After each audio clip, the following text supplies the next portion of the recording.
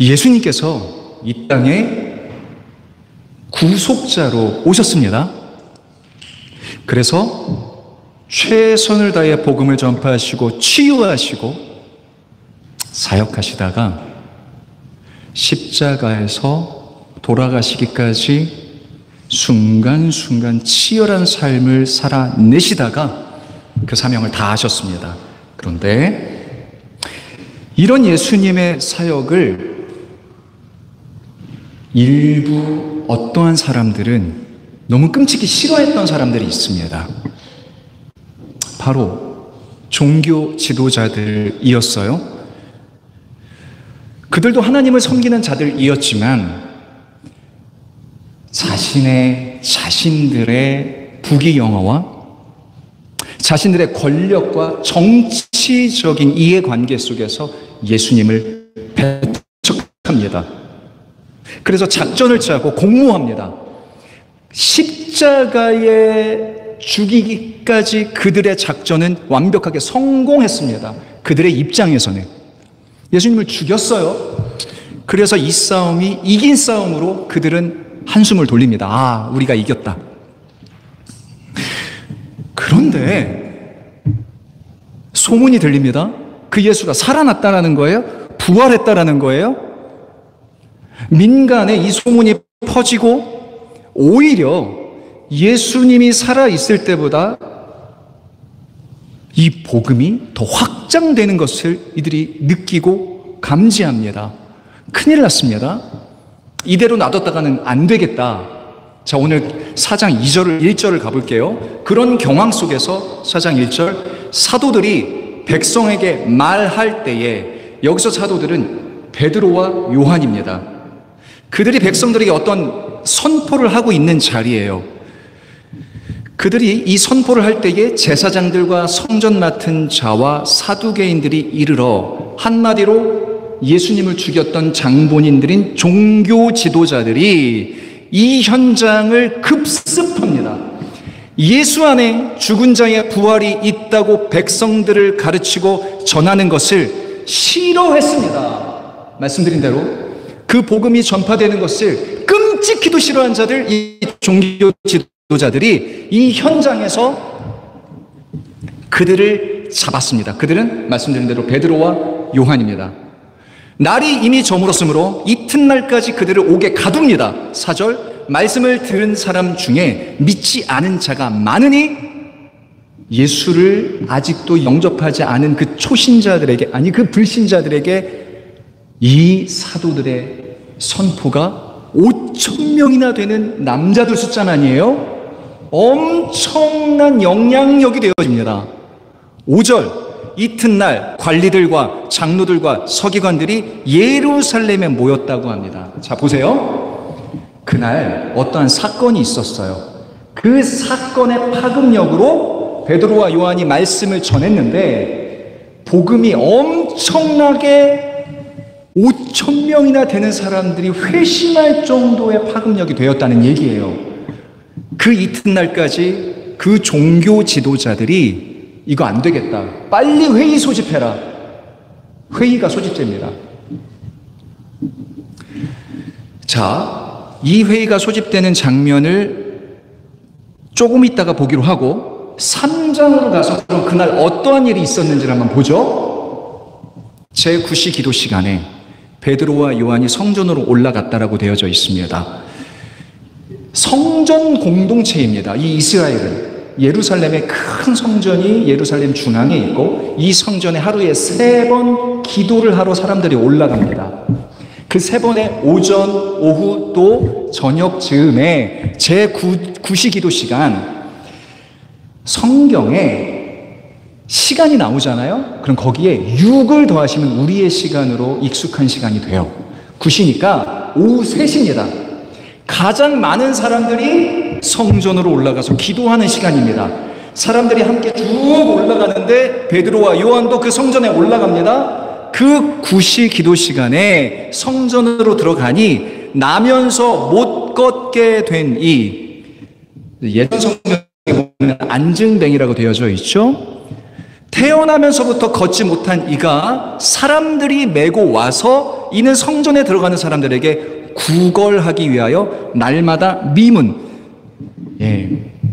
우리 성경대로 시간에 이제 계속 보게 되고 이번 주에 함께 할 텐데, 큰 성전 안에 이 하나님의 성소가 있는 그 중심 핵심 공간인 곳에 미문, 아름다운 문이라고 하는 아름다운 문 앞에 이 안진뱅이가 구걸을 하기 위하여서 매일 아침에 앉아 있는 거예요. 우리가 잘 아시다시피 이 사건 잘 아시죠? 베드로와 요한이 그 사람을 보고 지나치지 않고 눈이 마주칩니다. 안진뱅이는 다만 동전 몇 가라도 줄 걸 기대하고 눈이 마주치죠. 뭐라고 합니까? 새 번역으로 베드로가 말하기를 은과 금은 내게 없으나 내게 있는 것을 그대에게 주니 나사렛 예수 그리스도의 이름으로 일어나 걸으시오. 자, 그 다음에 보면은 그 안진뱅이의 오른손을 잡아 이끌어 올립니다. 기적적으로 태어나서 한 번도 걸음을 걸어본 적 없는 그가 일어섭니다. 세상에 일어설 뿐입니까? 걸어다녀요. 걸어다닐 뿐입니까? 뛰어다녀요. 놀라운 기적의 사건이 여기서 벌어집니다. 그 사람이 베드로와 요한 곁에 머물렀는데 사람들이 모두 크게 놀라고 솔로몬 행각이라고 하는 곳에 달려와 그들에게로 모여들었다. 세번역 버전으로 읽었는데요, 베드로와 요한도 함께 즐거워하며 기뻐하며 이 치유된 사람과 함께 성전을 돌아다니면서 기뻐하고 춤을 춥니다. 사람들이 솔로몬 행각이라고 하는 이 헤롯 성전이라고 하는 예루살렘 성전이 굉장히 크거든요. 그 사방에 큰 그늘막이 되어지는 솔로몬 행각이라는 넓은, 우리로 따지면 휴게 공간일 수도 있고요, 예수님도 이곳에서 복음을 전파하셨어요. 이 성전 안에서 사람들이 많이 움집해 있습니다. 얼마나 놀랬겠어요. 이 안진뱅이는요, 예루살렘 사람들이라면 모르는 사람이 없습니다. 워낙에 어렸을 때부터 그 자리에서 구걸했던 사람들이기 때문에 저 사람이 걸어다닌다, 뛰어다닌다? 이보다 더 큰 화제가 있었을까요? 사람들이 놀라고 경이로운 마음으로 다 몰려들은, 그래서 이 많은 사람들 앞에서 베드로가 설교와 선포를 하는 겁니다. 뭐라고 선포하는가? 여러분, 이 사람이 살아난 것은 어떠한 기적입니까?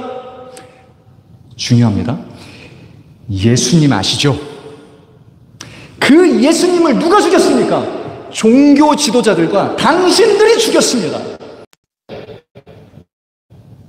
복음 초대에 응하여 하늘나라를 영접하십시오. 이 설교를 하는 거예요. 그래서 많은 사람들이 무려 5,000명이나 예수를 믿게 된 사건이 이 사건입니다. 자, 그럼 우리 사건을 연결해 보죠. 여기서 한참 말씀을 선포하고 있는데 누가 다가옵니까? 종교 지도자들이 급습한 거예요. 도저히 이거를 그냥 보고 지나칠 수가 없었던 거죠. 그래서 여기서 베드로와 요한을 잡아간 겁니다. 어디서 이렇게 선동하고 있느냐고. 종교 지도자들의 입장에서는 베드로와 요한의 선포는 이단입니다. 선동하지 말아라. 그래서 회의가 소집됩니다. 긴급 회의가 소집되는데 산헤드린 공의회라는 71명의 종교 지도자들로 구성된 이스라엘의 최고의회라고 되어져 있는데요, 지금으로 따지면 국회입니다. 국회.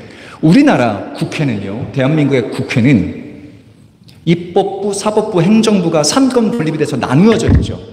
국회에서는 나라의 법을 제정하고 행정은 행정대로 다른 권한이 있고 사법부는 사법부가 따로 있습니다. 그런데 이스라엘의 이 국회는, 이 지도자 그룹은 종교, 행정, 사법 모든 것을 통합해서 막강한 권력을 행사하는 국가 지도자들의 모임이었어요.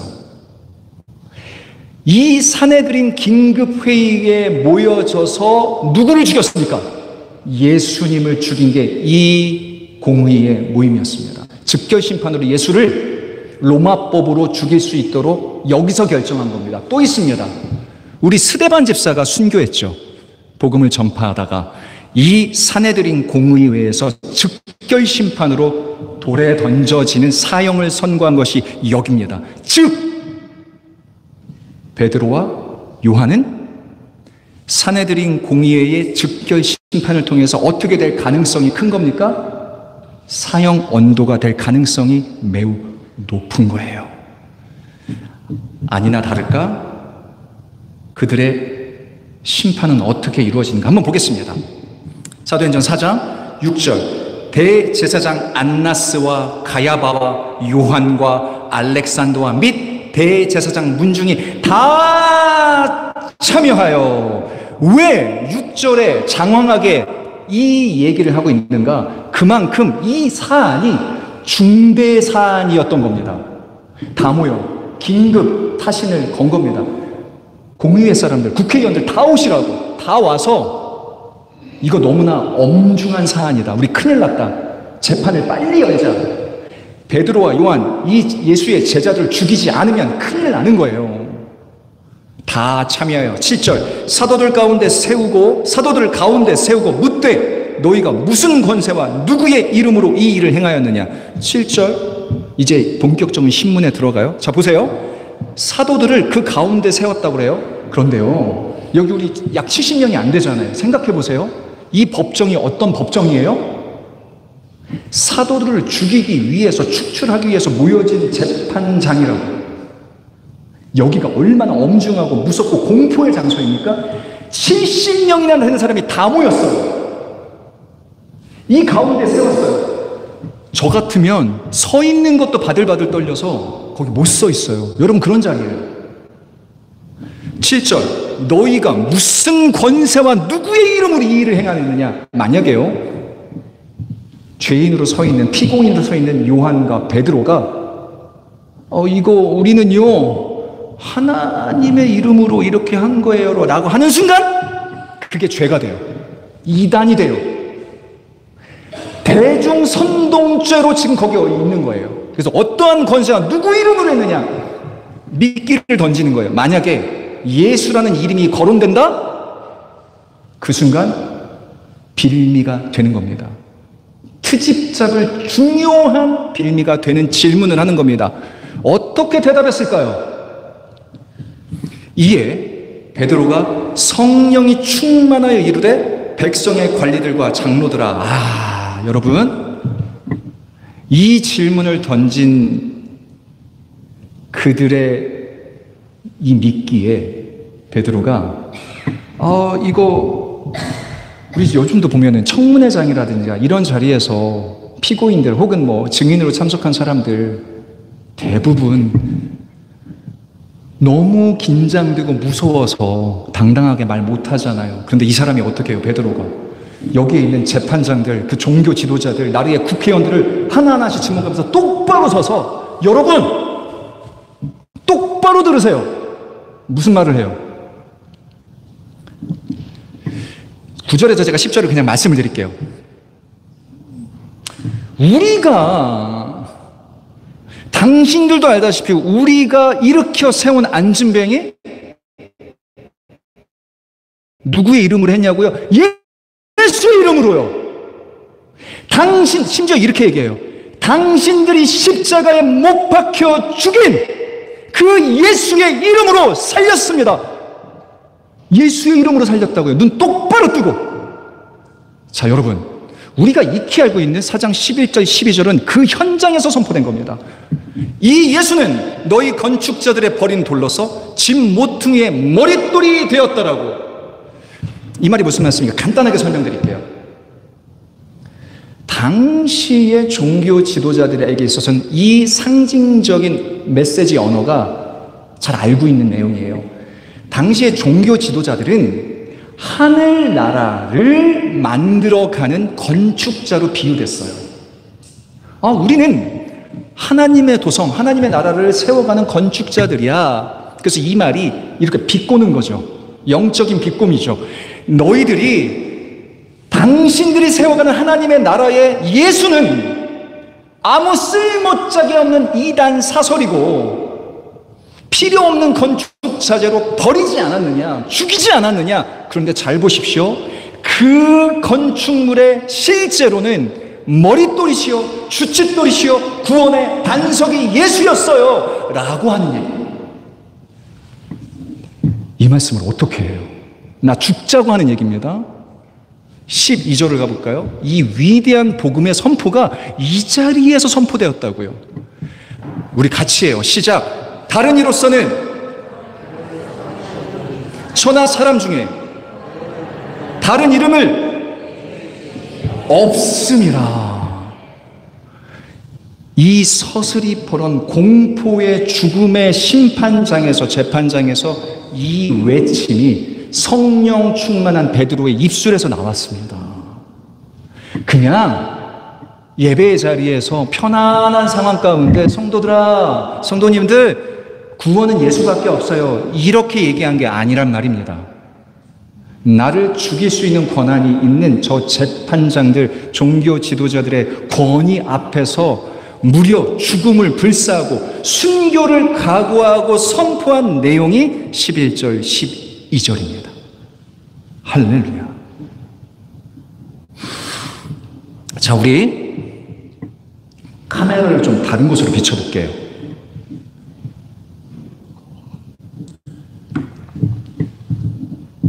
치유가 된 안진뱅이, 우리 치유된 그 사람은 지금 어디 있을까요?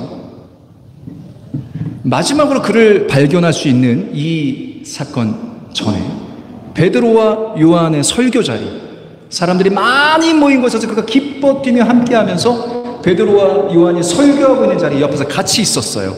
사람들이 그 설교에 감동하고 복음을 받아들일 수 있는 데에는 그 옆에 있었던 안진뱅이 덕분이었습니다. 이제 안진뱅이가 아니죠. 그는 아마, 야, 드디어 나는 사실 동전 몇 개를 바랬을 뿐인데 세상에 꿈이라도 꿨겠습니까? 내가 지금 어떻게 이렇게 일어나서 걸어다니고 뛰어다니고 집으로 가야죠. 분명 아침에 우리 아빠가 혹은 남편이 분명히 연휴 때와 같이 성전 미문에서 구걸하고 동전 몇 개라도 좀 수입이 있겠거니 오늘 돌아오겠거니 했는데 멀쩡하게 살아 돌아와서, 야, 우리 잔치 벌이자, 내가 기적적으로 나았다, 그래서 행복하게 잘 살았다라고 성경이 기록하고 있나요? 보겠습니다.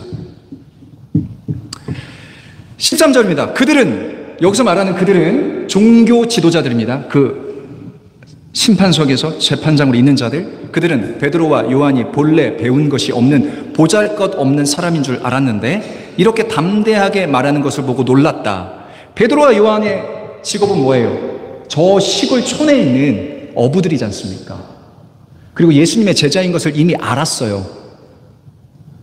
근데 어느 날 갑자기 나타나서 지금 이 재판정에서 저들이, 이 두 사람이 말도 안 되는 담대함으로 외치고 있고 말도 안 되는 하늘의 진리를 선포하고 있는데 놀랄 수밖에요. 그리고 그들은 그 두 사람이 예수와 함께 다녔다는 사실은 알았지만, 예수의 제자들인 걸 알았어요. 그 두 사람이 예수와 함께 다녔다는 사실은 알았지만 그 다음에 놀라운 반전, 병 고침을 받은 사람이 그들 곁에 서 있는 것을 보고, 세상에, 제가 만약에 이 드라마를 감독이 되어서 만든다라면 저는 일부러 카메라를, 이 재판장의 카메라를 이 사도 요한과 베드로에게만 비췄다가 이 장면에서 쫙 하면서 이 옆에 서 있는 병 고침 받은 사람을 이때 비춰줄 거예요. 반전이죠. 이 사람이, 자, 여러분, 베드로와 설교를 하고 있는데 이 사람은 슥 빠져서, 그들이 설교를 하다가 잡혀갔지 않습니까? 집으로 가면 됩니까? 안 됩니까? 이 안진뱅이였던 치유받은 사람은 잡혀가지 않았어요. 왜? 죄가 없잖아요. 그저 어떠한 기적으로 지금 서 있고 뛰어다니는 기적의 체험자일 뿐이에요. 집으로 가면 돼요. 이제 꽃길만 펼쳐진 삶을 살면 돼요. 안 가요. 어디 있어요 지금? 그 다음 날 베드로와 요한 곁에 증인으로 서 있는 거예요. 자, 그럼 이게 어떠한 파급력이었느냐? 병 고침을 받은 사람이 그들 곁에 서 있는 것을 보고 아무런 트집도 잡을 수 없었노라. 이 심판장에서 베드로와 요한을 신문하고 있는데 이들이 이렇게 담대하게 얘기해요. 그런데 이 종교 지도자들도 이 안진뱅이였던 사람을 모를까요? 알아요. 늘 거기에 있던 사람인 걸 알아요. 명백하게 평생 안진뱅이였던 사람이 그 옆에 서 있어요. 근데 이 사람이 살려지고 이 사람이 지금 서 있고, 베드로와 요한은 그래서 그가 고쳐졌다라고 얘기하잖아요. 구원받은 자라고 얘기를 해요. 그 옆에 서 있지 않습니까? 증거가 있지 않습니까? 누구 이름으로 고쳐졌냐고. 이 사람이, 바로 옆에 있는 이 사람이 예수의 이름으로 고쳐졌다고요. 할 말 있냐고요. 아무런 트집을 잡지 못합니다. 그래서 당황합니다. 이 종교 지도자들이 야, 좀 모여봐. 15절부터 그런 설명을 드리는 겁니다. 이거 어떡하지? 야, 이거 잡아가기에는 이거 우리가 조금 지금 상황이 불리한데? 그래서 어떻게 결정하느냐? 그러면 베드로와 요한한테 일단 경고를 주자.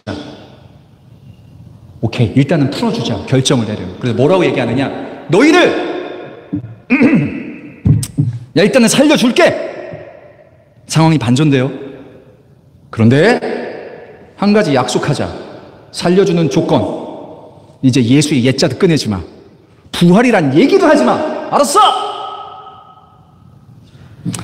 저 같으면 그런 상황에서 감사합니다.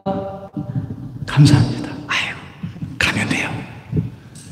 그런데 베드로와 요한이 한마디도 안 져요. 뭐라고요? 이렇게 얘기합니다. 그때 베드로와 요한이 대답합니다. 하나님의 말씀을 듣는 것보다 당신들의 말을 듣는 것이 하나님 보시기에 옳은지 판단하시라고요. 무슨 말이에요? 잠깐만요. 예수의 옛자도 꺼내지 말고 부활을 증거하지 말라고 하시는데, 자, 우리가 하나님의 말씀을 듣는 겁니다. 들어서 당신들한테 얘기하는 겁니다. 그러면 우리가 들은 하나님의 말씀이 먼저입니까? 당신들 사람의 말을 듣는 게 먼저입니까? 당신들이 생각해 보세요. 당신들도 종교 지도자들인데 하나님 말씀이 먼저 아니에요? 이렇게 반문하는 거예요. 이들이 어떻게 반응해요? 우리는요, 마지막으로 딱 한마디 남기고 떠나요. 말하지 않을 수 없어요. 뭐를? 보고 들은 것을요. 이게 되게 중요한 오늘의 포인트 중에 하나입니다. 사도 베드로와 요한이 얘기합니다. 우리는요, 보고 들은 것을 그대로 전할 뿐이에요. 명백하게 예수가 살아났고, 명백하게 부활했고, 명백하게 그 힘으로 이 안진뱅이가 일어났다고요. 말할 거예요, 앞으로도. 이야, 근데 이 영향력이 어디에까지 가는가? 21절에 보니까 백성이 모두 그 일어난 일로 하나님께 영광을 돌리고 있으므로. 우리 이 장면을 다시 한번 재구성해 봅니다. 70인들의 서슬이 펄은 국가의 지도자들이 즉결 심판으로 베드로와 요한을 사형 선고를 내리는 그 자리에 옆에 누가 있었다고요? 증인으로 온 안진뱅이 치유된 사람이 있었고요. 알고 봤더니 수많은 방청객들이 있던 거예요. 많은 사람들이 이 장면을 그대로 보고 그 벌어지는 상황으로 하나님께 영광을 돌리고 박수를 치고, 그들은 사도들을 처벌할 방도가 없어 다시 한번 위협만 하고 놓아주었습니다. 이 70인들이 어떤 사람인가요? 나라를 좌지우지할 수 있는 권력자들인데 베드로와 요한의 이 꺾이지 않는 영적인 기운에 눌렸고, 거기에 이 치유된 사람이 함께 있었으므로 이 멋진 역전의 발판이 되어졌고요. 이 장면을 목격한 많은 사람들이 영광을 돌리고 찬양하는 장면을 보고 이 종교 지도자들이 할 말을 잃고 놓아줄 수밖에 없었던 이 복음의 역사입니다. 하나님이 일하셨습니다. 왜냐? 지금 베드로와 사도 요한이 죽으면 안 됩니다. 그래서 하나님이 일하셨습니다. 복음의 전파를 위하여서 이들을 이렇게 이끄신 하나님의 영향력입니다. 사도행전은 누가 지었을까요, 여러분? 누가 썼을까요? 누가가 썼습니다. 누가복음을 쓴 건 누가가 사도행전을 썼는데, 제가 세상 이 스토리를 쭉 묵상하면서 누가가 참 글을 잘 쓴다, 참 이야기를 잘 전한다라고 느껴졌던 부분이 있습니다. 그게 바로 22절인데 21절은요, 여기까지 이 스토리가 종결이 돼요, 이 에피소드는. 근데 22절에서 굳이 여기서 이 말을 합니다. 이 표적으로 병 나은 사람은, 제가 말씀드렸듯이 이걸 만약에 드라마로 만든다 그러면 드라마가 이렇게 다 끝나고 자막으로 이게 쭉 올라가면서 이 22절에만 올라갔을 거예요. 이 표적으로 병 나은 사람은 40여 세나 되었더라. 여기에 왜 감동을 받았을까요? 왜 22절에서? 이 사람의 이야기를 만약에 우리가 글로 쓴다면 3장 1절에서 썼어야죠. 무슨 말인가? 성전 미문에 늘 앉아서 구걸하는 사람이 있었는데 그 사람의 나이는 40세더라, 40 몇 살이더라 라고 시작하면 되는 거잖아요. 근데 굳이 이 표현을 뒤에서 했어요. 독자들이 이 이야기를 들었을 때 그거를 누가는 이 글로 마무리를 한 이유가 그 감동을 전해주기 위해서였을 거라고 생각되어져요. 그 사람이 40 몇 살이나 됐어? 사람들이 놀라는 거죠. 읽는 사람들이. 왜 그럴까요? 추적해보니 당시 2000년 전에 사람들의 평균 수명이 55세에서 60세 정도였다라고 합니다. 지금 우리가 장수시대에 살고 있는 거죠. 그러면 당시의 수명을 평균 잡았을 때에, 예를 들어 45세 정도 됐다고 했을 때 환갑이 넘은 할아버지인 거예요. 즉 이 사람이 태어나면서부터 이 노인이 될 때까지 지금까지 한 번도 걸음마조차 못했던 사람이에요. 그럼 무슨 말이에요? 이제 병 나았으면은요, 이곳으로 올 게 아니라 자신의 삶의 터전으로 들어가서 평생 자신을 괄시하고 손가락질하고 했던 사람들 앞에 당당하게 두 발로 서서 내가 이렇게 살아났다고, 근데 예수의 이름으로 내가 살아났다고 간증하고 다니면 그 삶도 귀한 것 아닙니까? 다니엘 기도회 같은데 초청받아가지고 나 이렇게 살아났다고, 예수님이 나를 고쳐주셨습니다, 할렐루야 하면 사람들이 환호하고 그 복음을 증거하는 삶 얼마나 귀해요. 그런데 왜 법정으로 오냐고요. 생각해 보십시오. 살 날이 얼마나 남았다고. 이제 꽃길을 걸으면 되는데 어제 병이 나았어요, 어제 걷게 된 거예요, 어제. 그런데 오늘 죽을 수도 있는 그 공포의 법정으로 들어선 거예요. 증인 되려고. 어제부터 걷기 시작했는데 오늘 죽음의 길로 걸어 들어간 겁니다. 왜 그랬을까?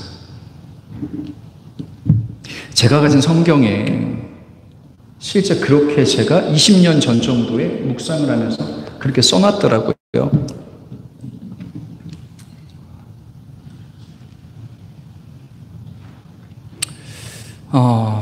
이건 먼저 확인해 보고 가겠습니다. 8장으로 다시 거슬러 올라가는 이유가 있는데, 베드로가 그 공포의 법정에서 성령이 충만하여 외쳤던 선포를 다시 한번 떠올려 보죠. 당신들이 질문하는 질문은 누구의 권세로, 누구의 이름으로 이 사람을 살렸느냐? 예수의 이름으로 살렸습니다. 예수가 이 사람을 구원하였습니다. 그리고 여러분, 당신들이 못 박고 죽인 예수가 당신들은 건축자재에 쓸모없는 건축물을 죽이고 폐기시켰지만 다시 살아났습니다. 그가 구원의 반석입니다. 그리고 똑바로 들으십시오. 예수의 이름이 아니고서는 구원받을 그 어떤 이름도 없습니다. 성령 충만하여져서 베드로의 입술로 전파된 그 선포는 베드로만의 고백이겠습니까? 그 자리에 서서 함께 선포를 한 베드로와 요한과 치유받은 안진뱅이가 함께 선포한 거죠. 그 성령 충만함의 자리에 그 세 사람이 함께 있었던 것 아닙니까?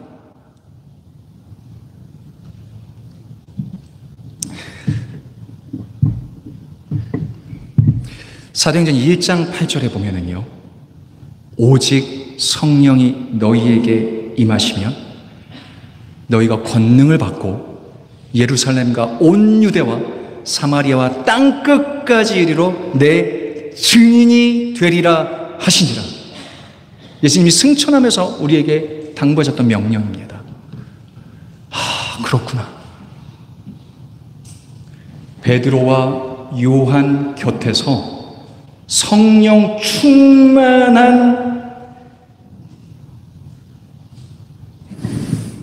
충만하여진 그 세 사람,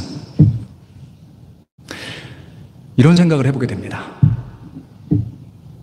일주일 내내 무거운 질문을 하나님께 받습니다. 무거운 질문이었습니다. 너는 그 자리에 어떠한 위치에 서 있을 수 있느냐? 여러분 한번 생각해 보십시오. 각자의 질문을 다시 한번 생각해 보십시오. 그 자리에 누가 있었습니까? 등장인물들, 종교 지도자들이 재판석에 신문자로 있습니다.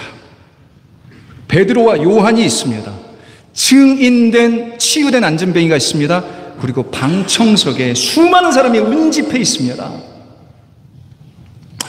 성령 충만하여 이미 순교의 각오를 이미 가지고 담대하게 선포한 베드로와 요한, 너가 그 사람일 수 있는가? 여러분, 순교를 불사한 베드로와 요한의 삶을 살아내실 수 있나?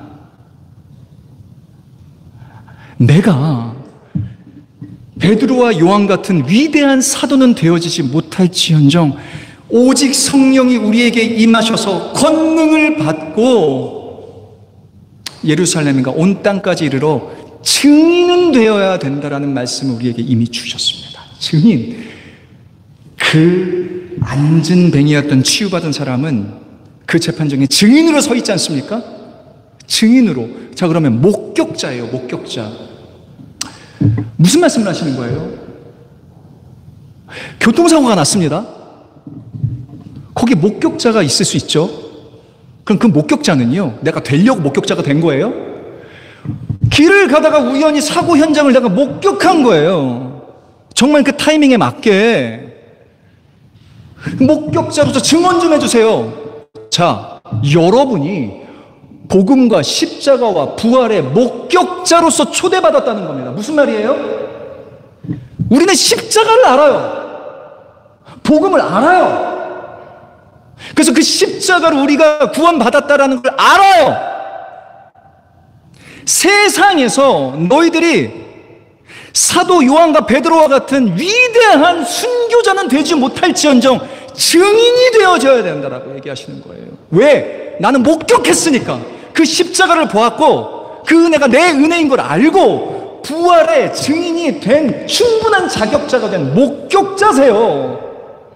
성령을 받으셨어요. 그래서 초대하시는 거라고요. 증인이 되어다고. 증인이 되어다고. 이 질문이 한 주간 내내 저를 괴롭힙니다. 그 자리에서 사도 요한과 베드로와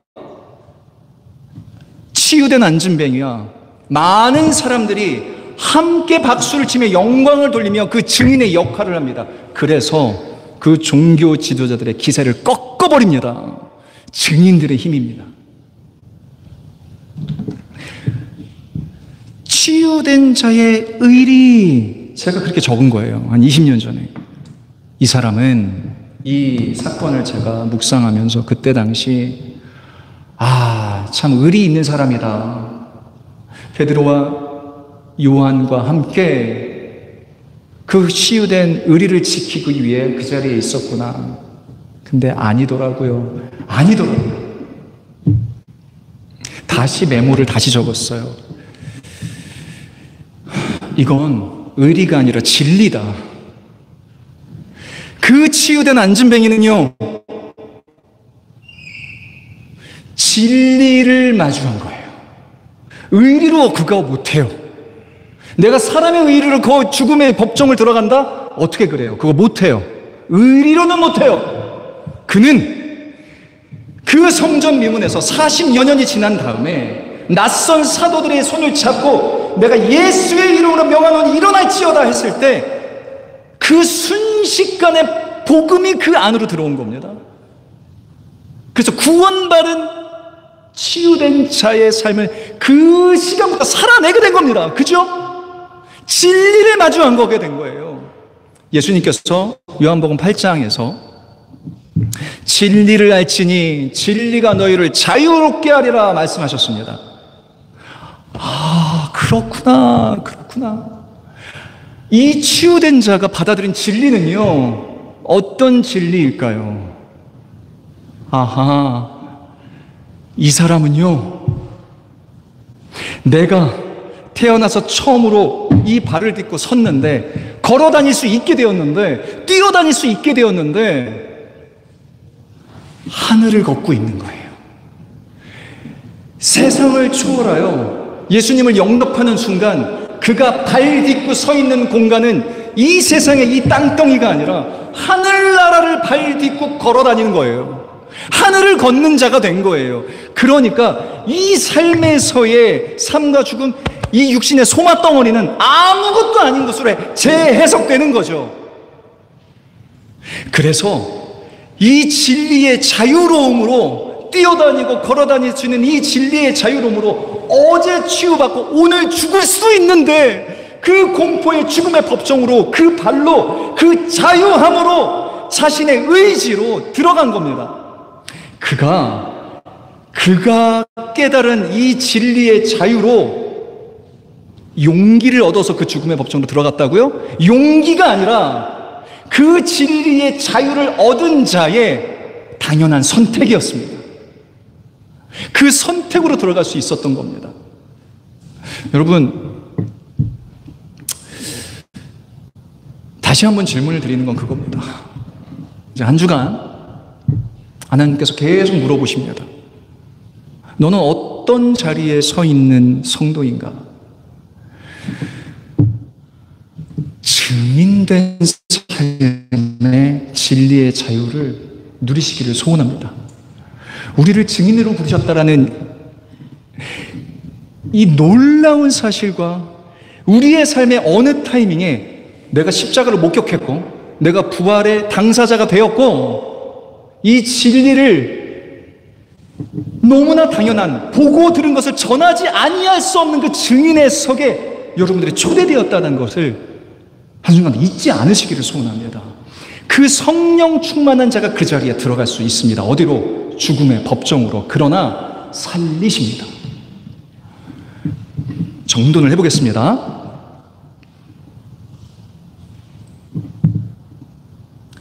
오늘 이 놀라운 선포는요, 다른 이로서는 구원받을 수 없는데 오직 구원받을 이름을 주신 것은 예수의 이름밖에 없다라고 한 이 선포는 베드로의 고백만이 아니었습니다. 베드로와 요한과 그 옆에 우뚝 서 있던 증인된 치유된 자와 그 사실을 목격한 그 현장에 있었던 그 당시의 크리스찬들의 고백입니다. 선포입니다. 우리의 선포이기도 합니다. 마가복음 1장 15절, 우리가 예배전 찬양을 통해서 제가 말씀드렸던 예수님께서는요, 이 땅에 오셔서 첫 복음을 선포하셨던 첫 마디가 회개하라, 천국이 하늘나라가 가까이 왔느니라, 하늘나라를 선포하시는 게 첫 마디였습니다. 사역 내내 하늘나라를 말씀하십니다. 사도행전 1장 3절을 보면 40일 동안 부활하시고 나서 사람들과 함께 하시면서 무엇을 얘기하셨느냐? 하늘나라의 일을 얘기하셨다라고 되어져 있습니다. 내내 하늘나라를 소개하시고 그 복음을 전파하시고 가신 겁니다. 지난주 우리 한 전도사님을 통해서 복음 집회를 앞두고 하나님의 위대한 초대장을 같이 받았죠. 그러면요, 이 초대장은 어디의 공간으로 우리를 초대하는 초대장입니까? 하늘나라입니다. 관념적으로 추상적으로 있는 것이 아니라 이 안진뱅이였던 치유된 자가 이미 그 나라를 경험하고 걷고 있는 그 우리 안에 존재하고 있는 하늘나라를 계속해서 우리에게 말씀을 해주고 계십니다. 그걸 목격한 자들이 우리고요, 그 증인들이고요. 9월 한 달 동안 집중하여서 우리에게 이 복음의 재발견이 있기를 소원합니다. 그 성령 충만한 자리에 우리가 함께 공존하고 있습니다. 한 목적을 두고 우리는 초대받은 자들입니다. 우리는 그 증인입니다. 안진뱅이의 삶이 아닙니다. 하늘을 걷는 자로서 그 목격된 삶의 내용들을, 그 하늘나라를 소개하는 자리에 증인의 삶을 살아낼 수 있기를 소원합니다. 기도합니다. 하나님, 감사합니다. 지금 사도행전 3장, 4장의 공간 안에는 종교 지도자들이 있습니다. 그 무서운 공포의 재판 속에 베드로와 요한이 있습니다. 그리고 증인된 치유된 안진뱅이가 있습니다. 그리고 그 복음을 영접한 수많은 사람들이 함께하는 자리였습니다. 우리는 어떤 자입니까? 두렵고 떨리는 것은, 내내 두렵고 떨리는 것은 심지어 종교 지도자들조차도 하나님을 믿는 사람들이었습니다. 하나님의 건축자라고 자부하는 사람들이었습니다. 그런데 그들이 복음의 방해꾼이었습니다. 그래서 두렵고 떨립니다. 내가 종교에 매몰되어서, 종교라는 이름에 매몰되어서 하나님의 일꾼이라고 자부하지만 하나님의 복음의 방해꾼은 아니었는지 다시 한번 말씀 앞에 섭니다. 하나님, 아닙니다. 우리는 그럴 수 없습니다. 우리는 주님을 증언하는 증언자요, 목격자요, 살아있는 증인이 되어야 될 줄 믿습니다. 이 땅을 살고 있지만 하늘나라를 발 딛고 살아가는 성도의 삶을 살게 하여 주시옵소서. 그래서 우리를 일으켜 주심을 믿습니다. 우리가 일어서고 걸을 수 있는 이유는 바로 그 복음의 증인으로 살라는 하나님의 당부 때문인 줄 믿습니다. 감사드리며 예수님의 이름으로 기도합니다. 아멘. 그 마음으로 함께 고백합니다. 예수의 이름으로 일어서겠습니다.